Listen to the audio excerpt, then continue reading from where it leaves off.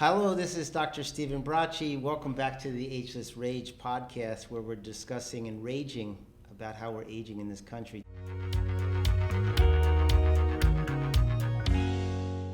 Today we're discussing facial bone health as it relates to aging of the face. There's a lot of discussion about skin health as it relates to the main component of facial beauty and aging. However, in my practice, and I'm biased, but I think people overlook and they overestimate the effects of skin as it relates to the beauty and aging, and they underestimate bone health, and they negate to see that.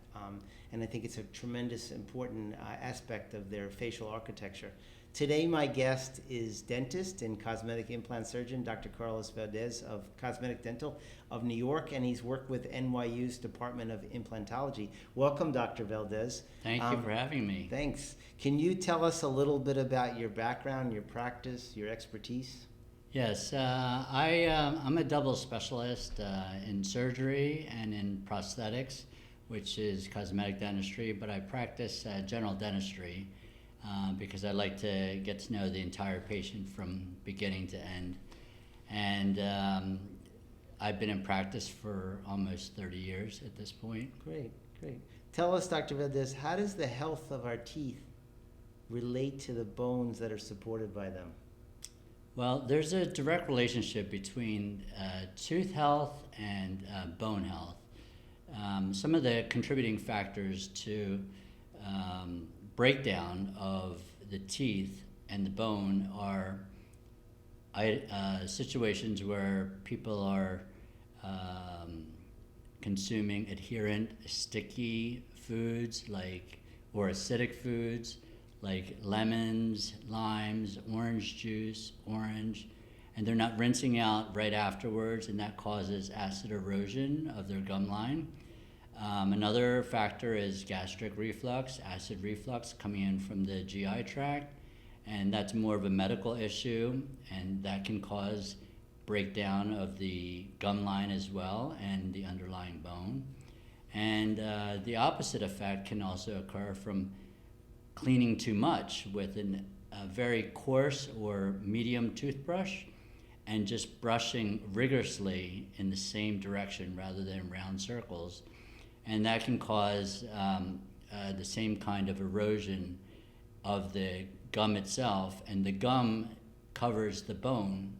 So when the gum starts to recede, the bone never wants to be exposed to the air, so it also will start to break down. And so there's a direct relationship between gum recession, bone recession, and then eventual tooth loss, which loosens the teeth. So what happens to the bones in our face, such as our mandible and maxilla, when we actually lose teeth? So what generally happens is the face can tend to collapse. The face appears more sunken and withdrawn. The longevity of the time the teeth are gone causes bone loss as well, because the bone starts to atrophy. When there is no tooth in the jawbone where it belongs, the bone just starts to, the brain basically tells the bone that it doesn't need the bone because there is no tooth to support it, and then the bone starts to degenerate or atrophy. And this affects the facial symmetry and profile of a patient's face, if it's just one-sided or if it's on both sides. And I would imagine is when people have a lot of teeth loss on one side or bone loss, you can pick that up right away before you even examine them. Yeah, you can actually see that there's asymmetry on one side. You can actually see, for example, if someone favors one side versus the other, the side also that they favor, the muscles start to get larger on one side, but also the bone starts to break down on that side, and you can see some asymmetry. It's very clear. So you mentioned a lot of these medical things with, well, the lifestyle choices of eating sticky food, acidic foods, and the reflux. As an implant surgeon in your practice, what are the main reasons why people would have poor bone health in their faces? Diabetes a big component, smoking, low vitamin D. What are some of the main things that happen? Well, if the teeth are lost, the bone breakdown causes facial wasting, which can occur. So some of the factors that could cause that are unattended gum health, missing regular checkups, diabetes, as you mentioned, smoking, low vitamin D, as well as actually medical conditions such as chemo, radiation therapy, osteoporosis. So those are uncontrolled osteoporosis are some other factors that can contribute. Just general lifestyle things. Yeah, And in medicine these days, we're finding overall the common denominator to a lot of these diseases are inflammation, and I'm sure teeth health and bone health in our face is no exception to that rule. There's no, yeah, that's right. And in addition, we're also able to tell if there is unusual breakdown or early breakdown that had not occurred previously. There could be that could be an indication or red flag something medically is going on as well. Right. So it's a good red flag to be able to refer them back to their general practitioner. Right. Like they say, the canary in the coal mine. Canary in the coal mine, Yeah. that's right, yes. Basically, when you're losing your teeth when you're young, there's something else going on there. When you see younger people in your practice and you notice early onset weakened bones in their face, obviously you send them to another physician, but how do you counsel them? What do you think they can do to bring that back or change their trajectory?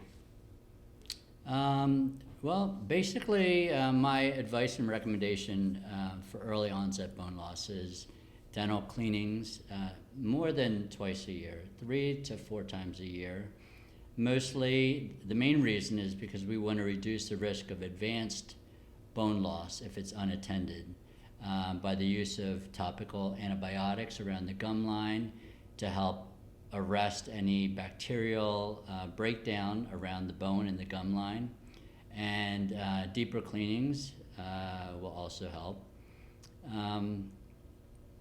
Patients can also undergo gum and bone regeneration techniques and procedures to stabilize their jaw and facial bone as well.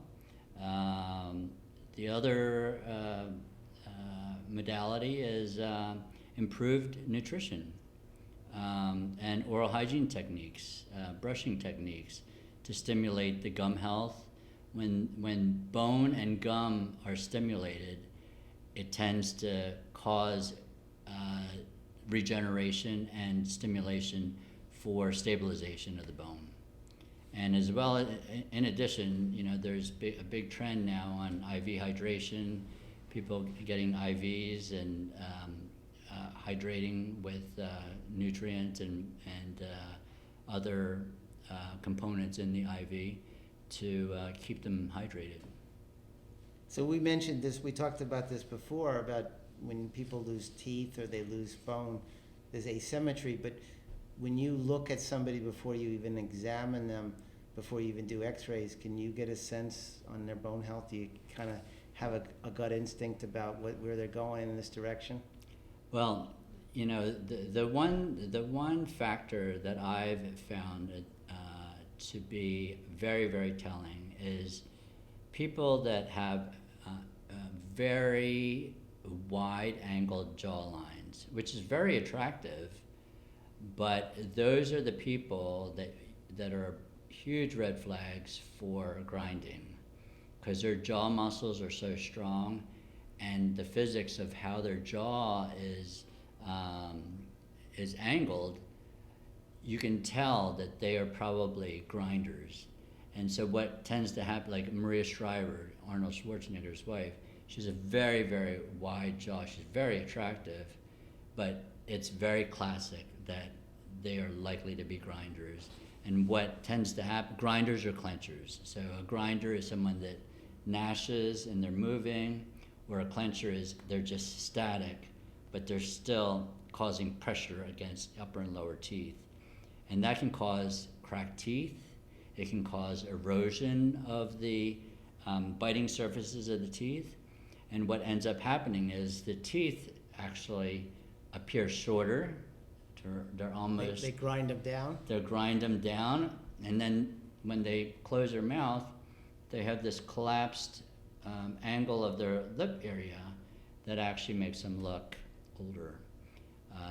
So that is one of the classic signs that we can see even without x-rays. And those people are at high risk for losing their teeth later on.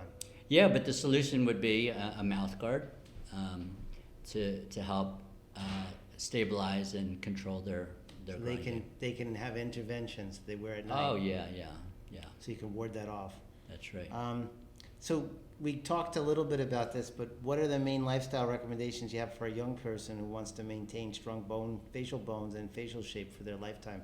Is it overall, is it the diet? Is it the exercise? Is it obviously avoiding, and alcohol is another variable. What are the main components to this? Yeah, good point. Alcohol is also a desiccant, and it can dry the mouth. And when you have a dry oral environment, that causes decay and breakdown, and also causes periodontal disease. So good nutrition and good lifestyle is very important, and also good habits, chewing equally on both sides, not favoring, like what we mentioned earlier, not favoring one side versus the other, so we can keep the symmetry of our jawline and our teeth nice and healthy. And it also avoids the overuse of pressure of one side being overused. So if you have a person that favors their left side, you can tell that the left side, their teeth are starting to get shorter. The right side is taller, so they look almost a little lopsided. So when you see this with young people and you see this asymmetry because of their chewing habits, can you counsel them? Do you see them really making a change? Is that something that people can consciously say? Because I don't really think about how I chew, and I couldn't imagine you telling me to chew differently. Yeah. Most people don't. I actually have to ask them beforehand, Right. or ask them after their visit. Next time you eat your next 5 meals, Pay attention. see what your jaw tends to do, because it's a habit. And so when the habit occurs, it's when they realize it is definitely occurring. Right. And it shows clinically. Have you seen people make a change and make themselves on the right pathway? Have you seen that happen? I've seen them make, yes, definitely daytime. Mm-hmm. But at nighttime, sometimes people they just can't. clench They at can't night. change, so right. the solution is a good guard. mouth guard. That's yeah. yeah. Is there anything that you see that young people are doing today that are making their teeth and bones in their face worse than the past? Are we in a different trajectory with this today than before? I think there is a high incidence of people, because of their stress, young people's stress levels and social media and the pressures that they're going through, is they're taking a lot of this stress on their teeth, and at nighttime they are don't realize it, but they are grinding. Yeah, grinding more. So the daytime stress translates into nighttime grinding. Yeah, exactly. And what I always suggest is some auto suggestion before going to bed to relax their jaw, relax their facial muscles, and that does definitely help with before even using a mouth guard, to try to relax them into a more passive way of sleeping. Interesting. Yeah. So Dr. Valdes, once we lose a significant amount of bone in our face, in our mandible and maxilla, is there anything that we really can do to bring this back? Are medications help? Exercises? Can lifestyle itself bring these people back to a better bone health situation? Yeah. Before I answer that question, two other factors Sure. To your last question Sure. would be lifestyle changes.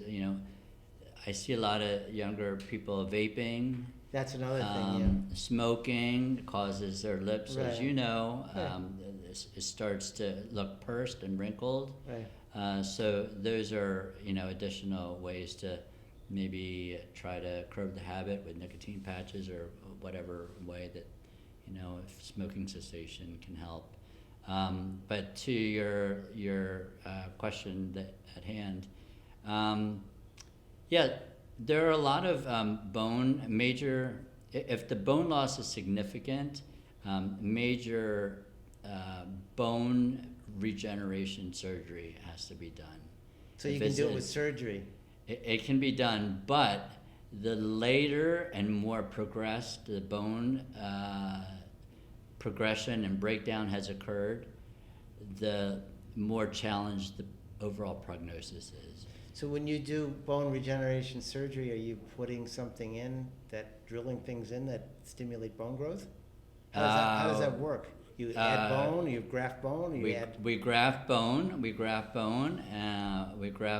into different areas. If it's moderate and it's very predictable, just by using bottled bone and then adding bone to the areas where it's thinning out or dehiscing. And if it's significant, the technique is to take a block of bone, which is on the lower jaw, and posterior back lower jaw, take a block of bone and screw it into the areas where it is missing. And not all of that bone is accepted, because the donor site and the recipient site has to match, but the area furthest away from that interface starts to break down. It doesn't all I see. It's get not even. accepted. It's not even. It's not even. That's right. Oh, that's right. interesting. So the prognosis is much more challenged if it's advanced. So early detection is definitely and early onset lifestyle interventions. Yeah. Quit smoking. Take it Easier easy on the said drinking. than done. I'm sure a lot of people in the audience Take would, it easy on the drinking and the smoking.